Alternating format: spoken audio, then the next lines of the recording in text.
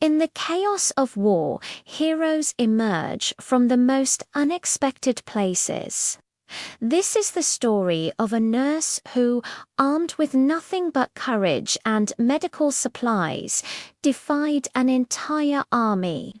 Her name was Irana Sendler, and during World War II, she wasn't just healing wounds, she was smuggling children to safety right under the noses of the Nazis in the Warsaw Ghetto.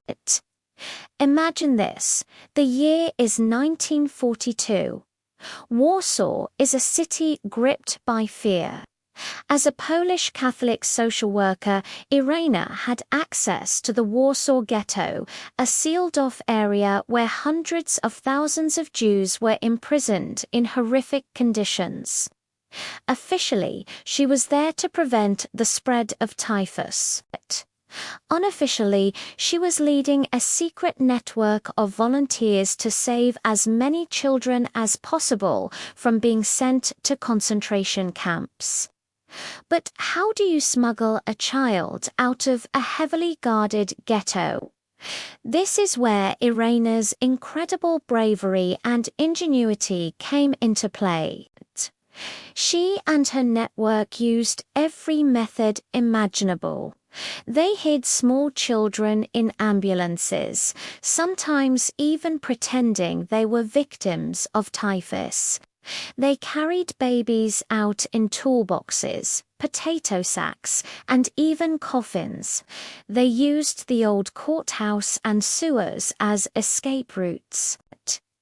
Each journey was a heart-pounding risk where a single wrong move, a single cry from a child, could mean death for everyone involved. Irena wasn't just a mastermind of logistics. She was a beacon of hope. To the parents who had to make the agonizing decision to part with their children, she was a promise. A promise that their little ones might have a chance to live. She meticulously recorded the real names of the children and their new identities on thin slips of paper. She buried these lists in jars under an apple tree in a friend's garden, hoping that one day, after the war, she could reunite the families. Her operation was daring, but it couldn't last forever. In 1943, the Gestapo discovered her activities. They arrested Irena, throwing her into the notorious Powiat prison. There, she was brutally tortured. They broke her feet and legs, but she never gave up the names of her network or the children she had saved. She was sentenced to death. But even then, her story wasn't over. The Polish resistance bribed a guard who helped her escape on the very day of her scheduled execution.